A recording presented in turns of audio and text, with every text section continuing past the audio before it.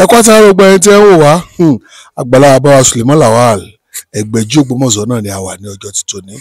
Ẹ wo àwọn gítọ́ nínú ilé yẹn, àgàgà igi ewúro ó ní Bàbá wa Suleiman Lawal Ẹgbẹ́jí Ògbómọ̀ṣọ́ ó ní wọ́n fẹ́ sọ̀rọ̀ lórí lọ́jọ́ tòní. Bàbá ẹ bá mi dárúkọ yín fún ọgbọ̀n Nàìjíríà tó wò. Kí gbogbo ẹ̀yin olùwòran wa pé a kú dédé àkókò yìí o, ojú àti etí tá fi ń gbọ́ wa lọ́wọ́lọ́wọ́ báyìí kò ní dìbàjẹ́ o. Orúkọ mi ni Alhaji Dr. Suleiman Lawal Ẹgbẹ́jí Ògbómọ̀ṣọ́. Ẹ ṣí ààrẹ kí ni ìwúlò ti ewúro tó ń ṣe, kí la lè lo ewúro ta lè fún. Ẹ máa ṣe prógrámù yìí o. Ìwúlò tó wà lára ewé ewúro yìí ní ìwúlò púpọ̀.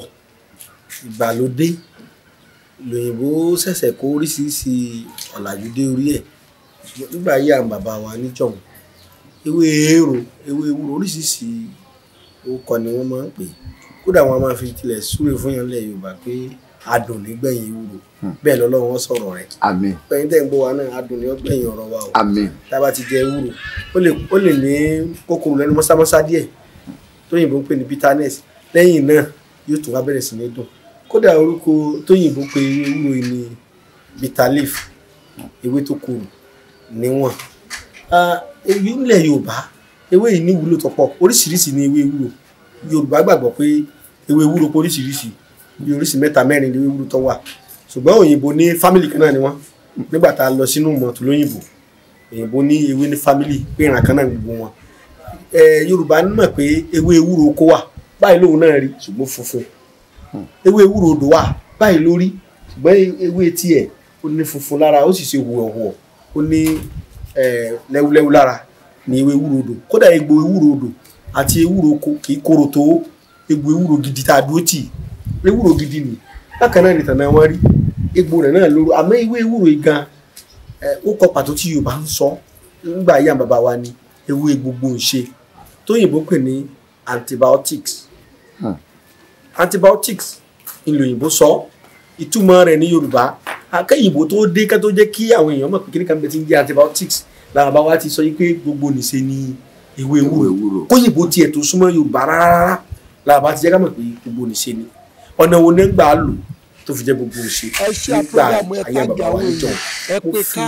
orúkọ tí Yorùbá ń jẹ́ tí ọ̀parun tó fi di òní, mo fi búra pé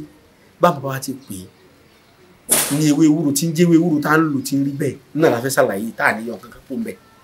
Ṣé ẹ mọ̀ pé gbogbo ẹni tó bá fẹ́ kó wọn ṣẹ́kù kò ní fìpọ̀ rí ẹ̀ búra lórí irọ́.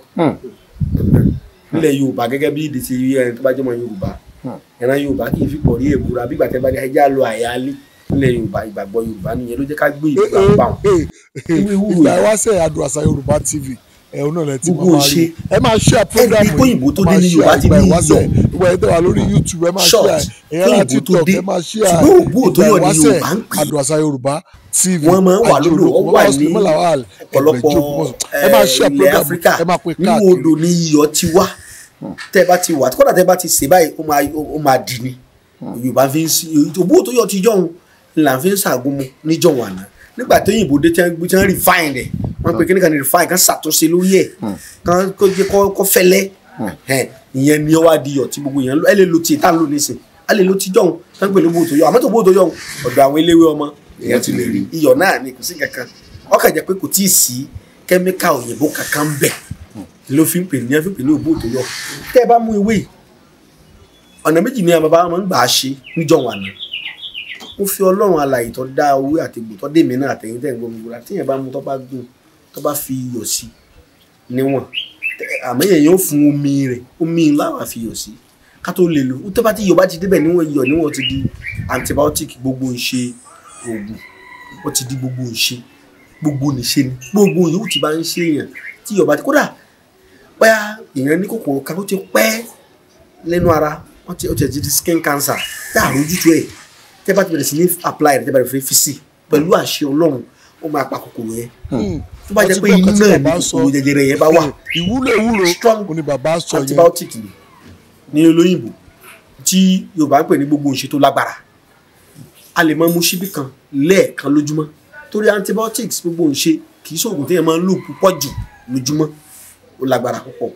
Tàbí èèyàn bá ní owó níbì kan tí Yorùbá ń pè ní owó ní boil tó bá mú yàn níbì kan ẹ lè fi ṣí. ewúro yìí náà tó ṣe oògùn ojú. ẹ máa share program yìí o. tójú bá ń dàyàn láàmú bóyá ìgbóná ni tàbí nǹkan kan tí òyìnbó ń pè ní chicken pox àbí measles ló bá mú yàn bá fi yọ̀ síbà yẹn lè máa fi rárá tí ó sì mú síbi kan bẹ̀ náà chicken pox náà lọ ẹni pé ó ti ń di strong antibiotic bá ti ń sọ ó ti ń di egbògi gbogbo ń ṣe tó lágbára púpọ̀. ewé ewúro yìí jẹ́ ewé kan tí Yorùbá ń lo ewé ẹ̀ tí wọ́n ń lo egbò ẹ̀ lọ́tọ̀lọ́tọ̀ wọ́n sì ń lo ìtànà orí ẹ̀ yìí fún nǹkan mi lọ́tọ̀ orí ewé lásán láti wà tá à ń sì ń sọ gbogbo ń ṣe yìí tọ́ káyí pé inú ní bá ń lọ́yàn tí inú mú yàn ní gbogbo gbà yálà nǹkan kan sì yàn nínú fún tàbí bí kọ̀lọ̀fín nínú èròjà ara gẹ́gẹ́ bí liver heart pancreas or kidney àwọn nǹkan tá à ń dákọ̀ yìí pancreas yìí òun ló produce insulin oje kan bẹ tí a bá ti jẹun tó dùn tí máa Ọlọ́run máa ń jẹ́ kó kán sí orí oúnjẹ tí àlàáfíà ò fi dé tí ṣúgà ò fi ní pọ̀ jù lára tí pancreas tó bá ti rẹ̀ ọ̀pọ̀lọpọ̀ fi ní àrùn ìtọ̀ ṣúgà ewé yìí lágbára púpọ̀ tí yóò bá kùn láti tún pancreas yìí ṣe pàápàá jùlọ bí yẹn bá ti ní àrùn kíndìnrín méjì ni Ọlọ́run dá fún yẹn kéèbó sì tó dé kí wọ́n tó máa yẹ x-ray lábàbá wa ti mọ̀ wípé kíndìnrín méjì lèèyàn ní kó tó di bóyìnbó dé rárá ni Ọlọ́run sì ti fún àwọn bàbá wa ní ìmọ̀ láti ṣe àtúnṣe sí bọ́bá kù díẹ̀ bí kùdìẹ̀kùdìẹ̀ bá kíndìnrín èèyàn kíndìnrín ni Yorùbá ń pè ní kíndìnrín kíndìnrín kẹ́yìn ìbò tó délé Ọlọ́run ti gbọ́n àwọn bàbá wa náà so ewé yìí ó wúlò fún bí yẹn bá ní àìsàn kíndìnrín púpọ̀ iyọ̀ náà láàfin sí ọwọ́ ntọ́kànṣẹlẹ̀ ń bẹ̀ ni pé àní jẹ́ kí iyọ̀ rẹ̀ ọ̀pọ̀ jù ewé ìkan náà òun náà ló ń ṣe fún heart bí yẹn bá ní ẹ̀jẹ̀ ríru gbogbo tí mò ń sọ yìí ọ̀pọ̀lọpọ̀ lẹ́yìn ọ̀pọ̀lọpọ̀ ọdún nígbà tó yìnbó padà ṣe ìwádìí ìmọ̀ ìjìnlẹ̀ sí wọ́n rí pé gbogbo táwọn bá wá ní í ṣe lóòótọ́ ẹni pé nígbà kan bàbá rẹ̀ gba yí pé ewé ewúro bá ti mú tẹ́ bá ti ṣe lóòótọ́ bẹ́ẹ̀ bá ṣe lásán tẹ́ fi kankan sí antibiotic yóò omi gbóná yẹn yóò extract ẹ̀ yóò yọ oró ẹ̀ jáde yóò ṣiṣẹ́ ṣùgbọ́n bá bàbá wa ṣe é lò gan-an àwọn ò fún ní tútù ni òyìnbó pè ní raw extraction ẹ yọ oró ẹ̀ ní tútù láì fómi kankan là ẹ wá fi yọ díẹ̀ sí kò sì ní bàjẹ́ tó bá lo àwọn a máa gbé pamọ́ nígbà tí kò sígò níjọ́ nínú ìwo ẹranko làwọn a máa ń rọ sí wọn ò lu wọn ò gbé kọ́sẹ́ kùlé bí ọgbẹ́ bá mú yẹn náà wọ́n kàn sí bí ètò bá bú yẹn jẹ náà wọ́n bù sí lójú. ìwúlò ewúro ni bàbá sọ yẹn àpòrò ni torí pé strong antibiotic ni bóyá èèyàn sí egbòogi kan jẹ ni tó jẹ poison tàbó sí oúnjẹ jẹ ewé yìí náà ni àwọn wa ń lò omi ẹ̀ tẹ́ bá ti fi iyọ̀ díẹ̀ sí tẹ́ pé pamọ́ yẹn náà ni wọ́n máa ń lò fún oríṣiríṣi ọ̀nà ni àwọn bá wa ń lo kìnìún yìí sí kódà níjọ́ wà náà tóbi bá wà lórí iṣẹ́ tí ń ṣiṣẹ́ lọ tí Yorùbá ń pè ní kóbìnrin ọmọ iṣẹ́ lọ ni pé ó fẹ́ bímọ tó fẹ́ bímọ yálà ó fẹ́ bímọ ọmọ yìí kò tètè wáyé a bá tún máa ń lo ewé ewúro ìfún bóun náà ṣe máa ń lò fún yẹn ni wọ́n já ewé ewúro tí ó bá lújú méje ni wọ́n já ń bẹ̀ wọ́n wà ara wọ́n fún omi ẹ̀ iyọ̀ náà ni wọ́n fi sí wọ́n ní kí aláboyún yìí kó fọwọ́ àlàáfíà gbà ọwọ́ àlàáfíà náà ni wọ́n fi gbé mu tó bá ti mú gùn báyìí pẹ̀lú àṣẹ Ọlọ́run yóò sì bímọ bí àwọn ìrìn àjò kódà bí obìnrin bá tún bímọ tán tẹ́jí ọ̀bà tún dá mọ́ ewé ewúro yìí náà làwọn bàbá wa tún máa ń papọ̀ mọ́ egungun ẹṣin kò sí bí bílíìdì yẹn ṣe lè pọ̀ tó bẹ́ẹ̀ jẹ́ ṣe lè pọ̀ tó yálà èèyàn farapa ń bì kan ni tí wọ́n sọ pé ẹlòmíì bímọ tán ẹ̀jẹ̀ sàn dá gbogbo vitamin K lọ́gbà oríṣiríṣi oògùn lọ́gbà abẹ́rẹ́ sí tí ò lọ tẹ́jẹ̀ yẹn sàn dá rárá o àbá wọ́n ti mú ewé wọ́n ti lọ pamọ́ wọ́n ti lọ egungun ẹṣin díẹ̀ mọ́ mo fi Ọlọ́run ọba àlàyé búra tí èèyàn bá ra fi díẹ̀ sí fún ẹni tí ní ìsun ẹ̀jẹ̀ tí ẹ̀jẹ̀ ń dà lára rẹ̀ ojú ẹsẹ̀ lè jẹ́ wọ́n dà kódà bọ́ jẹ́ pé àìsàn kan ló fà tẹ́jẹ̀ fi ń jáde níbi kan lára èèyàn àwọn bá wa tún máa fún obìnrin bóyá ó ní ìsun ẹ̀jẹ̀ ni tàbí agbára òkùnkùn kan ní wọ́n fi dá lágara tó fi jẹ́ pé nǹkan ṣe nǹkan oṣù ní sáà gbogbo oògùn ní wọ́n lò kọ̀dá wọn á ní kó fi níwọ̀n sẹ́yìn kí tó bẹ̀rẹ̀ bá fẹ́ ṣe nǹkan ọmọbìnrin yọ lápọ̀n ayé ti dáyé òyìnbó ní ìsìn wọ́n ti lo pad nínú pad yẹn ní ọ̀kadà fi díẹ̀ sí tó fi lápọ̀n tí ẹ̀jẹ̀ bá fi kán síbẹ̀ ẹ̀jẹ̀ yóò wá mọ́ yóò dùn yóò padà sí normal size bó ti yẹ kó máa regular rẹ̀ ní yóò regulate ẹ̀ sí bó ti yẹ kó rí so àwọn ìwúlò rẹ̀ pọ̀ gan lórí ewé ewúro. ẹ rán bàbá ẹ dákun ẹ má bínú kí ni ìwúlò ewúro fún ẹni tí ayé ń ṣe àbí tọ́nà rẹ̀ ti dàrú kí ni ewúro kí ló lè ṣe nínú ayé olúwa ẹ̀. ọyọ náà di máa yàn bóyá bóun bá tiẹ̀ tí iṣẹ́ tí ń ṣe tó yàn láàyò ó ti dààmú kọ̀rọ́nà míì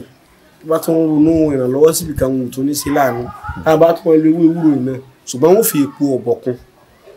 epo ọ̀bọ̀ náà pè ní epo ẹ̀rùn kódà kó jẹ́ pé owó ayé kan ní bẹ́ńbẹ́ owó àwọn ìyá mi ni tàbí èèyàn bá jẹ́ ẹni tó jẹ́ olùdásílẹ̀ ìjọ ńlá tàbí ó jẹ́ olórí mọ́sálásí kan tàbí ó kó ẹgbẹ́ kan jọ tó jẹ́ pé ẹgbẹ́ yìí ó wá fẹ́ máa joro lọ ẹ̀yìn tàbí ọjà ńlá ní tà kọ̀ọ̀kan lójútu ọjà yẹn mọ́lẹ̀ kan kọjọ òkun mọ́ tàbí wọn tiẹ̀ bára jà mọ́ yálà bóyá ayé tiẹ̀ ti ń gba tiẹ̀ wọ́n fẹ́ gba tiẹ̀ mọ́ ìwé ewúro yìí náà láàmú á wàá fi epo ọ̀bọ̀ kún epo ọ̀bọ̀ náà wọ́n tún pè ní epo ẹ̀rùn ọ̀nà méjì la máa ń gbà ṣe làwọn bá wá ń gbà ṣe níjọ wọn àná wọ́n lè gun kápò mọ́ ọṣẹ ìbílẹ̀ ọṣẹ mọ́láàfù ká máa fi wẹ̀kọ́ lọ́fọ̀ kankan ṣùgbọ́n májẹ̀mú ẹ̀ ni wípé téèyàn bá fẹ́ lò ó tó bá jẹ́ wípé èèyàn bá mọ̀ dájú ṣe mọ̀ pé a ní ojú ìwé náà tá ọlọ́run bọ́ àwa èdè ó jura wa lọ ẹlòmíì ọlọ́run sí lójú ẹ̀mí ó sí lójú ọkàn yàtọ̀ sójú kí mọ́tò mọ́kọlù mi tí ọba ti lọ rí pé ó dáhùn lójú pé ọwọ́ èèyàn níbẹ̀ lára òun spiritual problem lòun ní ọ̀dà àjòkúrú ẹni bẹ́ẹ̀ ó lù tó bá ti jí kú ti gún sẹ́yìn ẹlẹ̀ láì tí ì fọ̀n síyàn kó bọ́ sẹ́yìn kọ́ lọ fi wẹ̀ pẹ̀lú àṣẹ ọlọ́run tó bá ti fi wẹ̀ ọ̀rọ̀ rẹ̀ yóò bẹ̀rẹ̀ sí ní lójútùú ni ṣùgbọ́n tó bá jẹ́ wípé èèyàn kẹ́ wò pé ọ̀nà kan dì í èèyàn náà lọ́fàá ni o èèyàn kọ́ ni o èèyàn lè fi wẹ̀ nígbàkigbà láì ṣẹ̀ṣẹ̀ dúró de pé mo jí èyí tí ì fọ̀n ọ̀nà kejì tí mo là ń gbà ṣe ni pé a lè lo epo ọ̀bọ̀ yìí ká gun mọ́ ewé ewúro yìí ká ṣàkọgbẹ ká tún lọ lúbúlúbú kó jẹ́ lúbúlúbú dáadáa ká máa tá sínú omi ìwẹ̀ a kì í lò sáré sínú òyìnbó ń pè ní external use only nígbà tí epo ọ̀bọ̀ bá ti kún torí epo ọ̀bọ̀ yẹn ní kíní kan tó òyìnbó ń pè ní toxin epo ọ̀bọ̀ a máa ń lò fún nǹkan jíjẹ but a gbọ́dọ̀ fi àmàbá wa kí òyìnbó tó dé ní ẹ ti mọ̀ pé epo ọ̀bọ̀ yìí epo ẹ̀rùn yẹn léwu náà fi sọ pé àjẹkàn ìrorò kó jẹ epo ọ̀bọ̀ wọ́n á di òyìnbó